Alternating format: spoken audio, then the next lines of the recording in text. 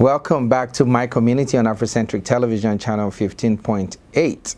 This is the station that brings about we in the African diaspora in Houston, of course, and by extension the United States. My name is Kola, and today I am joined with our native-born Estonian, Mr. Vince Duncan. He is running for the office of the United States Congress, representing District 18, and he's going to be running against an incumbent, that's Sheila Jackson Lee.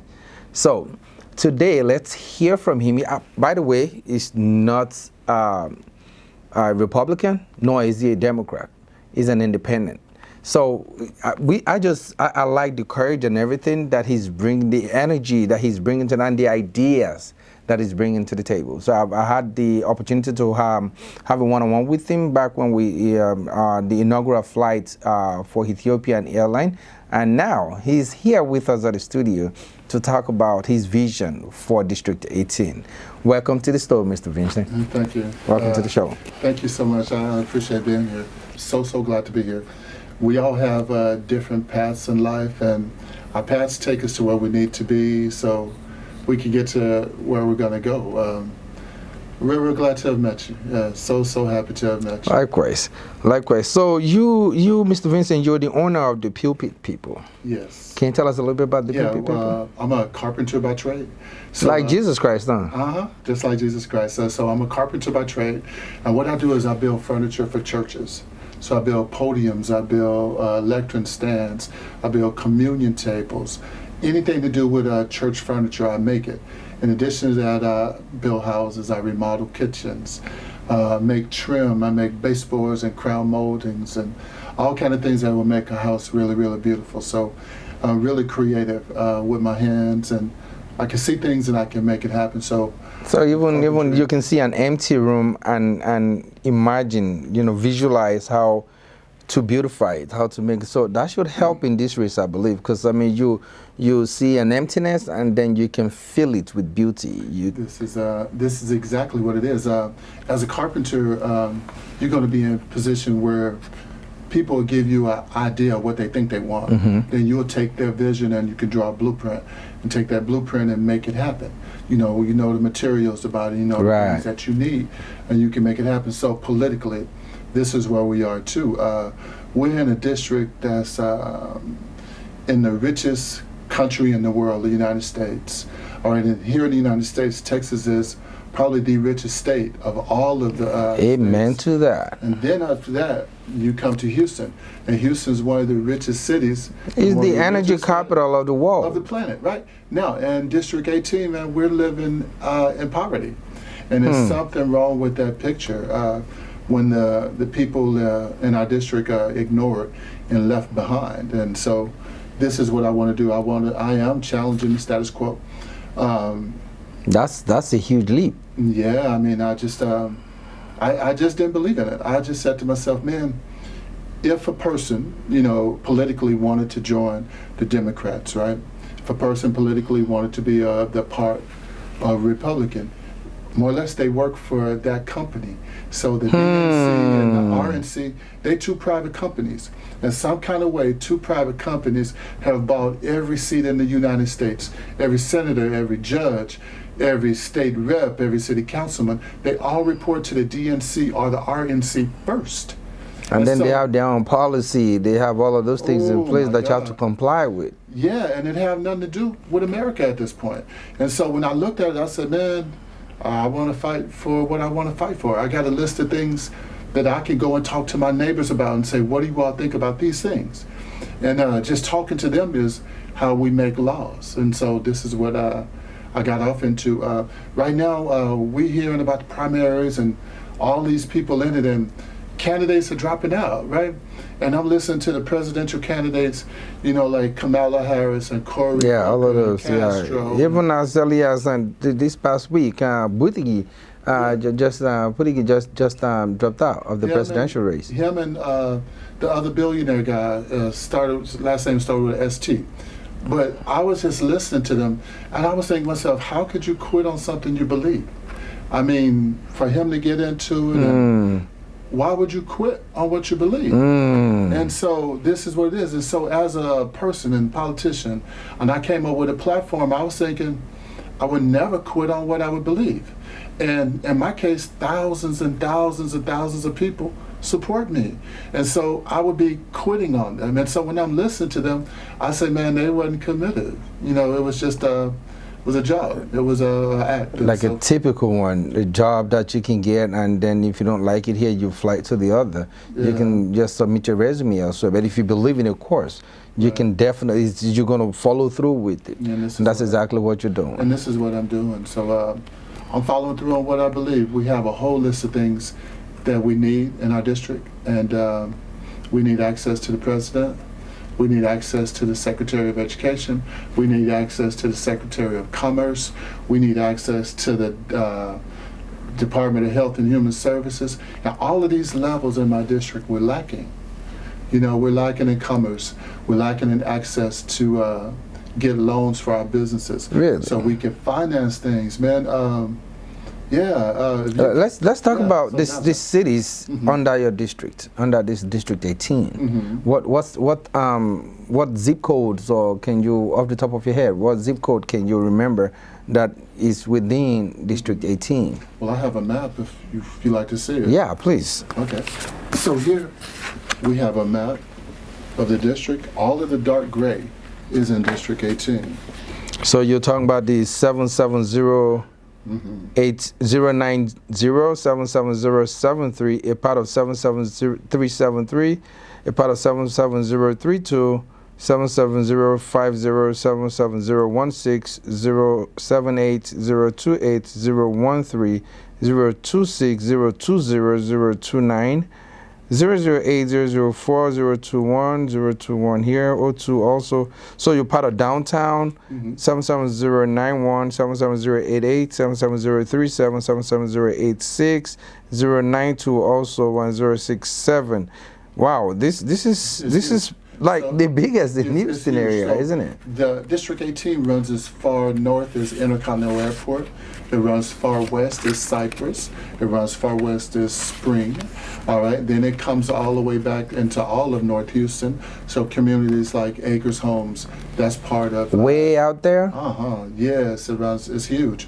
Then it comes all the way back to downtown, and it covers communities like Fifth Ward, Third Ward, part of Sunnyside. Then it runs far as Fort Bend. So District 18 runs far south, past the Astrodome. All right, and this is all in District 18. So we're about 825,000 people in District 18. Wow. Out of 825,000, we're about 300,000 registered voters in the district. All right. Most of the north part of Houston is really heavy African American, and let's say around in the late 60s, they gerrymandered the district to give blacks an opportunity to be represented in Congress.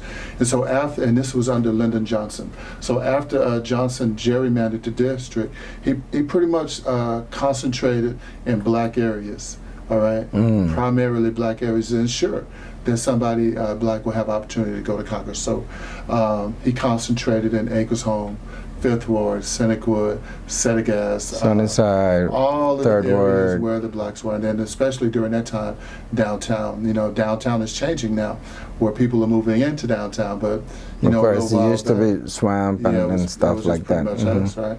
So they fixed it. So Barbara Jordan was the first person to serve in that position.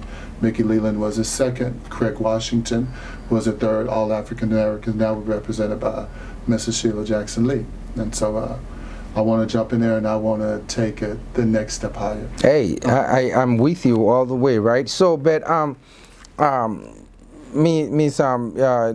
Sheila Jackson Lee, she's embedded, I would say. She's been in Congress for how long? 20 some years, right? Yes. And then she's been to Africa, a lot of the countries in Africa. She's, in fact, as a matter of fact, she went to school in Nigeria. Oh, wow. You know, yeah. So, and so she's won a lot of hearts from the African community. However, you are coming in and saying, hey, I understand you may have your roots with this region, this district 18 in the Houston area. However, there are ways things could be done differently. And that is why you're running. Could you tell us those things that you think could be done differently from the way she's doing it now? Okay. So That would, I mean, that would encourage our voters to understand that this is what you're bringing to the table, and that might open their minds and hearts, you know, to say, hey, I think the right candidate for me is Mr. Vince Duncan. Okay, You know well, what I mean? I will start with this.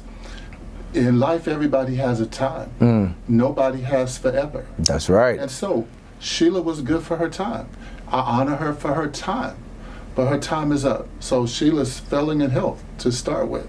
So I'm thinking she's getting sicker and sicker and older, and across the board, you know, across the board for the entire African American community, we don't have young people in key places. I mean, John Lewis is an older man. So this is part of it. But with regards to what I'm trying to do is I want to be the next step. So what I'm doing politically is I have ideas that will help, will directly impact the voter.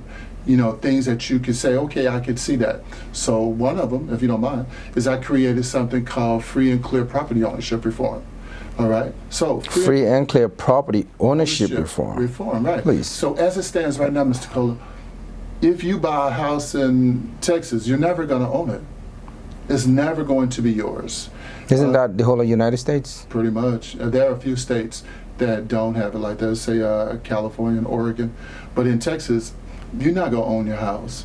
You're going to buy the house, you're going to pay for it, and you're going to continue Yeah, to you pay the taxes on it. Yeah, right? yeah. I already tell me, my friends, and you know, hey, we're still renting. It doesn't matter who you are. We're always renting.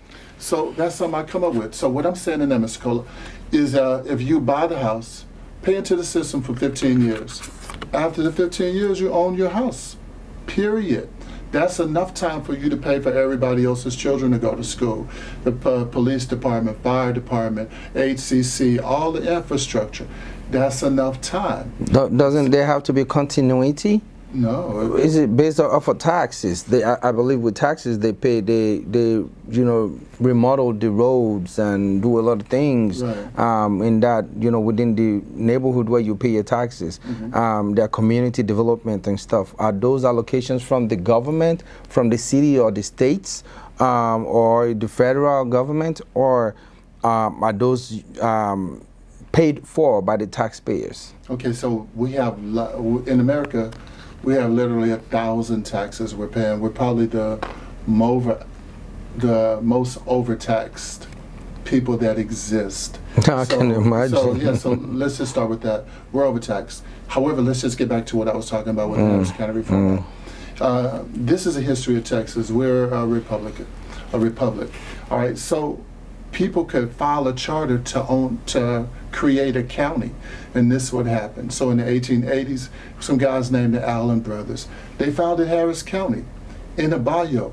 They had no idea that it was going to be a metropolis, that eventually millions and millions of people were going to be here. It was no idea. So they created a model for that time. Okay, now a model for that time. So during those times, there were no apartments. So they attached the responsibility of maintaining what Harris County was to the homeowner.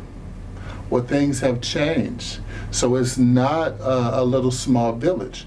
We're a metropolis now. We're, in my estimation, in Harris County, we're a community of at least 8 million people. Okay, we have a huge invisible population here that's not counted. We're a sanctuary city. So we have additional millions and millions of people that don't make a contribution, or not on record making a contribution. Let's say that. So what I'm saying is, as it stands right now, Mr. Kohler, 3 in 10 people in Harris County own a home. 3 in 10. Where did you say that? I've done my own surveys. So 3 in 10 own a house. 7 out of the 10 rent. I think we all rent. As a matter of fact, if you ask me. So you in a house or an apartment? A house. Okay, so you're a homeowner, all right? Okay. All right, well, the 3 in 10 bear the responsibility. for everybody else. This is a point. Mm. So when they created it, they didn't have any idea that many people would move here, and surely they thought somebody would adjust it by now. And nobody's visited it. Nobody's thinking about it. So what happens is when you off into these political companies, then you just follow instructions. Now, so what I'm doing is I'm creating a way to say, hey, listen, you can actually own your piece of the American dream with me. If you help me, you're going to own your piece of the American dream. With these people here, your American dream ain't going to never be in your hands. It's always going to be in their hands. So right now, all over District 18, all over Texas, people are losing everything they've ever worked for because of the property taxes.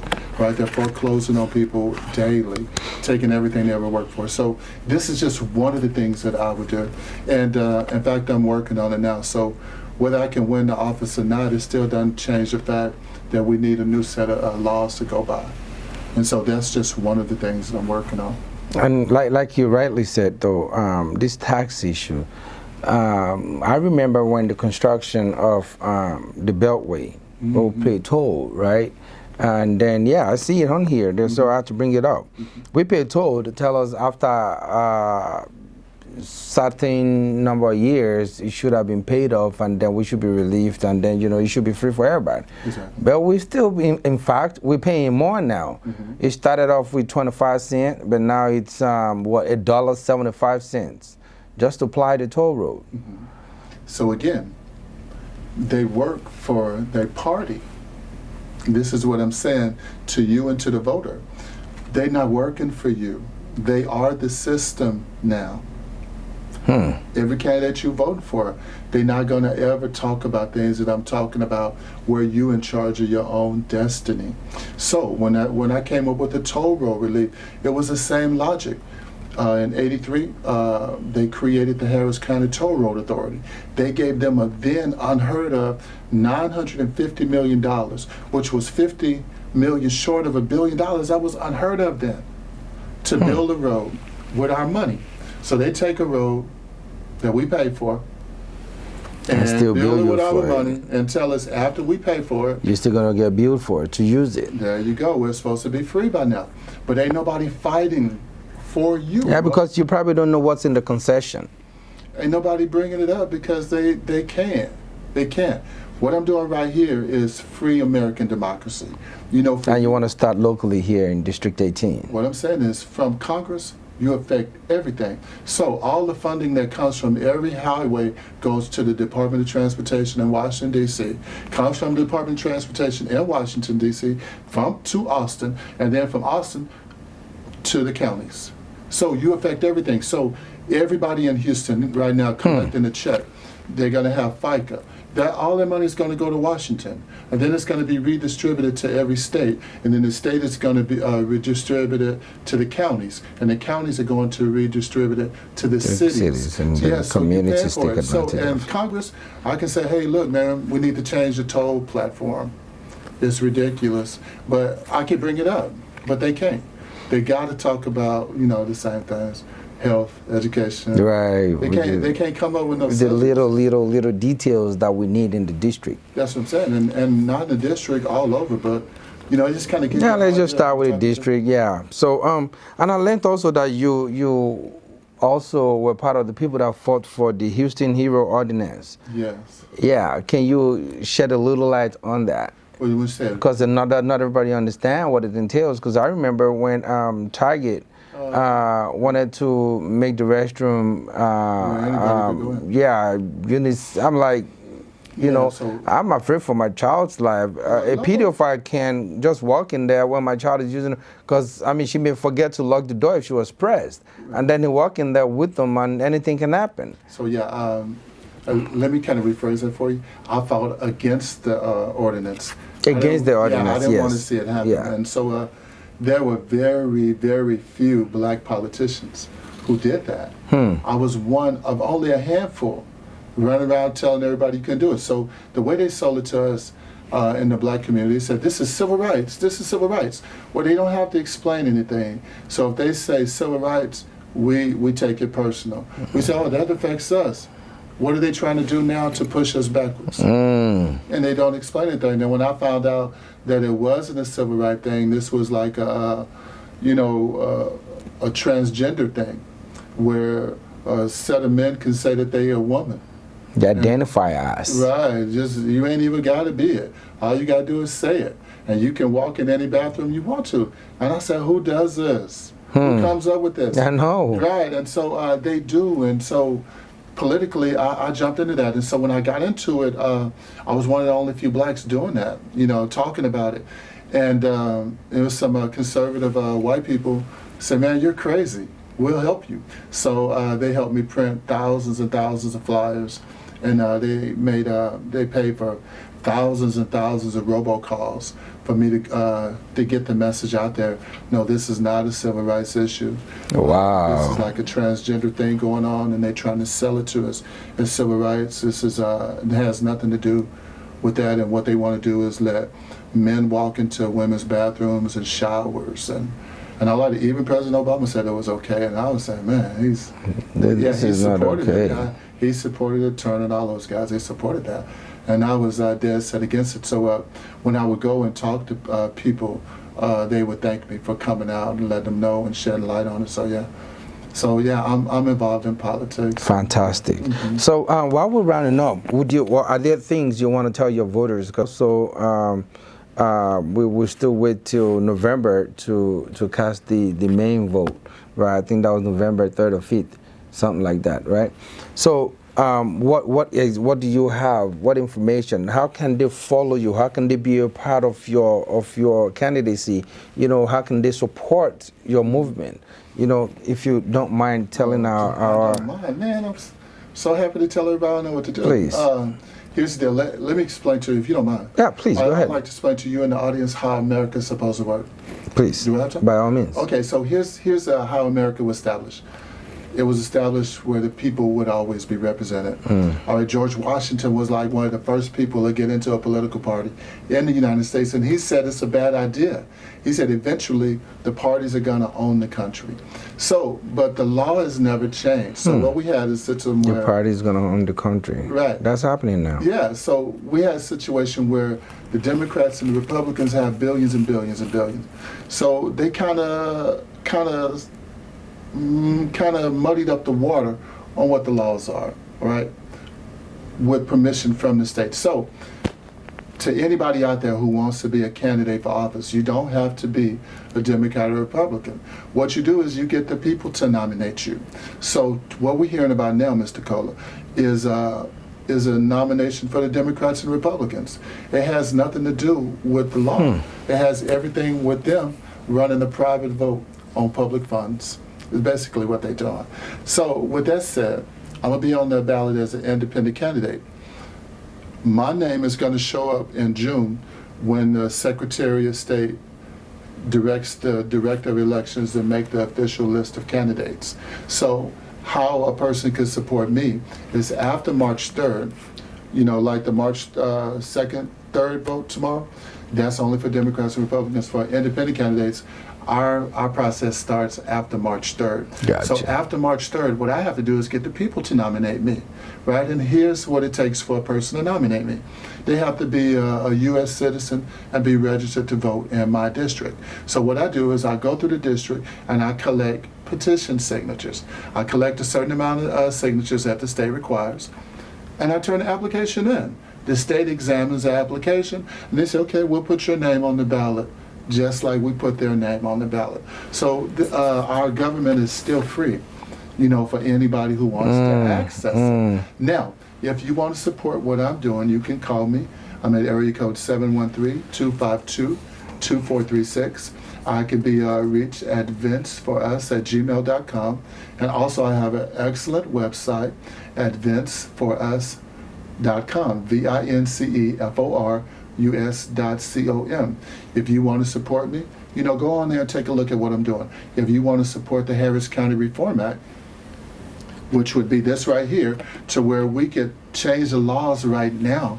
We don't have to wait for the politicians to do it. We can do it right now. And that's what's That's what I'm really. This is you empowering voters. Yeah, and I'm telling them what it is. I'm saying, no, they don't own the government. The most important and the most powerful part of the whole American electorate is the guy walking up and down the sidewalk.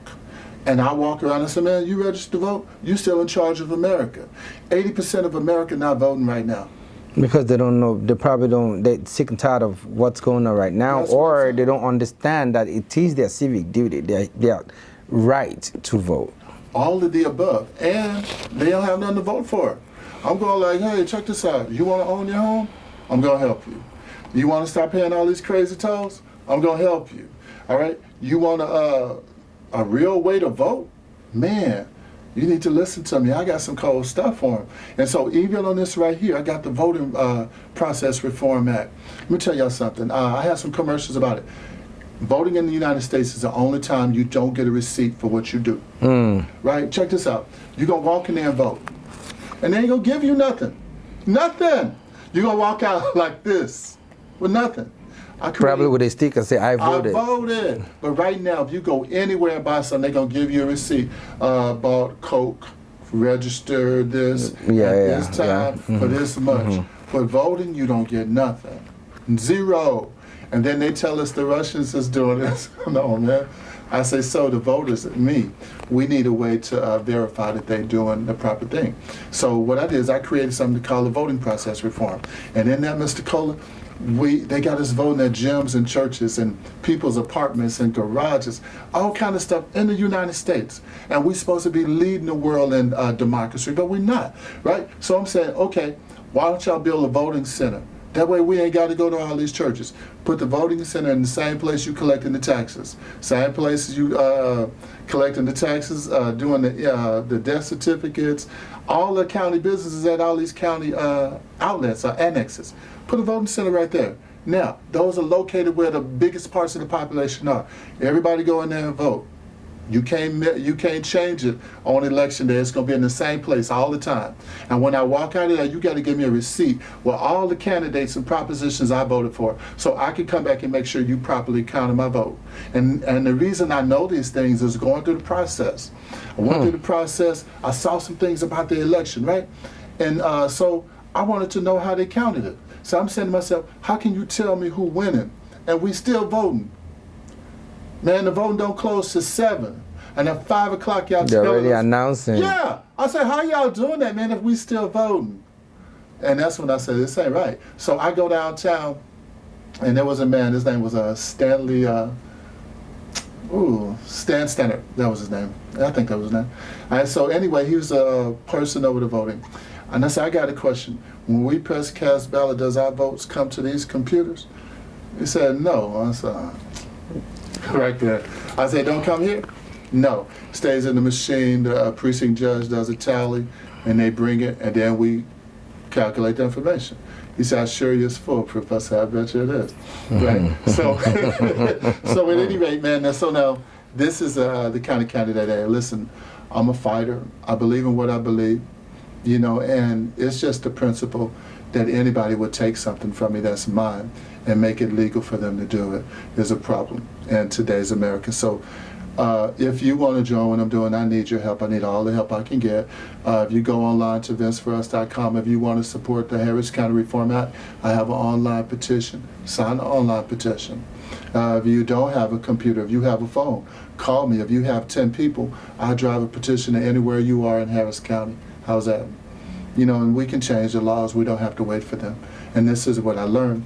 And this is what I want your people to know, that I'm a fighter for real.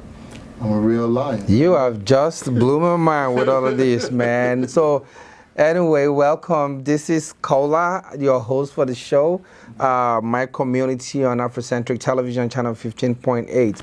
And we have just spoken to a candidate. He is an independent candidate, not no Democrat or Republican, right? So, and he's running for the office of the Congress of the United States for District 18, which is right here in Houston. So he's encouraged you to go out to vote. And if you want to support him, of course, his phone number is 713. And this is really something you can get from a politician, right? His direct phone number is 713-252-2436. And his website is vinceforus.com. That's VINCEFORUS.com. His website, his email address is vinceforus@gmail.com. Mr. Kohler, before Please. I want to take time to, as an African American, speaking to an African person, this is a really big deal for me to be here with you. Here's why, man. It's because I'm reconnecting with myself. We used to get a lot of bad information, man, as African Americans, about Africa, about African people, man. But I had opportunity to visit Africa. I went to Ethiopia a few years back, right? A friend of mine was getting married. But when the airplane was landing, I was looking out the window. And I said, man, all this looks so familiar to me, man. This looks so familiar, man, like I've been here before. I walked off the airplane, man. I walked through customs and immigration. I'm looking at black people everywhere, man. I am out my mind happy, right? So I walk outside and and my spirit spoke to me and said, that's the first breath of African air you had since you left here. I said, oh, I'm home. And I started riding around looking. I said, this is what it feels like to be normal. To be normal. That's what it feels like. And so at that And that's moment, something. so while I was there, this African lady told me, these people kept asking me why I kept speaking English. They say, Ray, why do you keep speaking English, man? Why do you keep speaking English? I said, I'm from America. They say, no, you're not. You're from here. Won't you learn your language? You've been gone so long. You think you're American now. I said, oh my, I'm African. So at that moment, my mind changed. So anytime I hear about Africa, I hear about me now. It's not the Africans and the African American anymore. It's the Africans. It's the Africans. So I've been to Africa 3 times. As I told you, my daughter is living in Johannesburg. I told her the story of how I felt. And immediately, she took it a step further. She moved to Africa. And now she works with Microsoft, She works with Microsoft. and then she's been to Namibia, She's worked in Botswana, Zambia, Zimbabwe. She's worked in Cairo. She's Cairo worked in Egypt. Yeah. So And South Africa, and she lives in now South she's living in Africa. South Africa. So she told me, she said, Dad, I don't know if I'm gonna be able to make it back. I said, no, we want to see you. Yeah, of course. So they're extending her time in Africa. But man, I just wanted to share that with you and your audience. That's a testimony. That this is really big for me, for the African community, to say, hey, that's our brother, and we'll give him a chance if nobody does. And so this is what this means to me, and this is why it's such an humbling experience for me. And man, I'm on fire, and I was already on fire before I walked in here. Right. But I seen this on Afrocentric TV, and I looked and I said, hey man, that's what's up right there.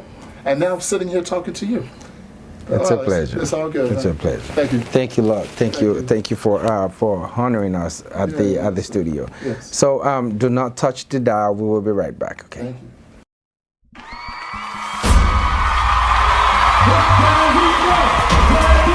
It's a Good Time Tour.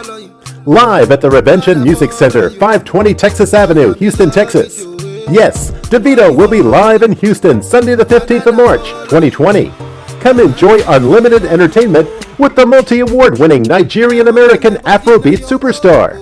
The Omo Baba Alowu crooner will set the stage ablaze with performances from his latest album, A Good Time.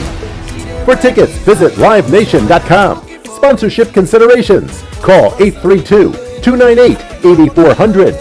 Brought to you by Duke Concept and Check Pay Nights. Afrocentric TV channel 15.8 will be on the red carpet.